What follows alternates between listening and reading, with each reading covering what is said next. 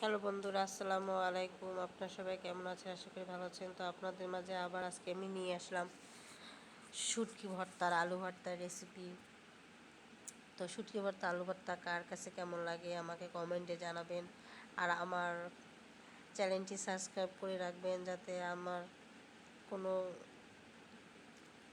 Video ছাড়ার সাথে সাথে আপনাদের কাছে নোটিফিকেশন চলে যায়। তো আজকে আমি শুটকি ভর্তা করার জন্য এখানে শুকনো মরিচ ভেজে নিব। শুকনো মরিচটি অবশ্যই শুটকি ভর্তা বা যেটাই ভর্তা করেন না কেন তেল দিয়ে ভেজে নেবেন। শুটকি ভর্তার জন্য আমার মরিচ ভাজা হয়ে গেছে, এখন আমি রসুন ভেজে নিব। তো রসুন ভাজার পরে আমি পেঁয়াজটা ভেজে নিব।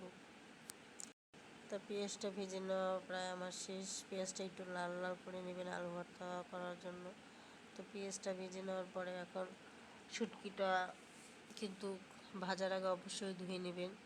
তো শুটকিটা আমি ধুয়ে নিচ্ছি, এখন শুটকিটাও ভেজে নেব।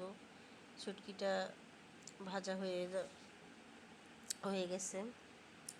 তো এখন আমার সব ভর্তা করার জন্য আমার মরিচ পেঁয়াজ সব ভাজা রেডি। এখন আমি ভর্তা করে নেব। এই রোজার মধ্যে অনেক দিন যাবত আমার আর কি মাছ মাংস অন্যান্য কিছু খেতে খেতে এখন আর ভালো লাগে না, তাই ভাবলাম আজকে একটু ভর্তা করি, ঝাল ঝাল কিছু খাই আর কি। তো এখানে আমি আলু ভর্তা করার জন্য আজকে এখন আমি মরিচটা কিছু সামান্য পরিমাণ লবণ দিয়ে মধ্যে তারপর আলুটার মধ্যে নিচ্ছি ভর্তা করার জন্য। তো এখানে কিন্তু আজকে আমি ভাতে দেওয়া সিদ্ধ আলু ভর্তা করতেছি, চাইলে আপনারাও করতে পারেন। তো এখানে ভাজা পেঁয়াজ আর হচ্ছে একটু সরিষার তেল দিয়ে আমি ভর্তাটা করে নিছি। আর এখানে এখন শুটকি ভর্তাটা আমি করে নেব। তো শুটকি ভর্তাটাও প্রায় আমার হয়ে গেছে।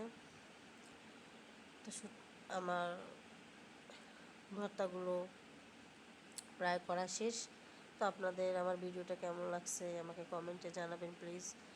আর আমাকে একটু সাপোর্ট করবেন, আমার চ্যানেলটি সাবস্ক্রাইব করবেন। তো আমার ভর্তাটা আপনাদের কেমন লাগছে?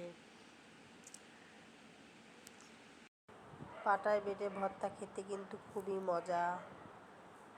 ব্লেন্ডারে ভর্তা চেয়ে কিন্তু পাটায় বেটে ভর্তা খেতে বেশি ভালো লাগে। তো আমার ভর্তা রেডি। আল্লাহ হাফিজ।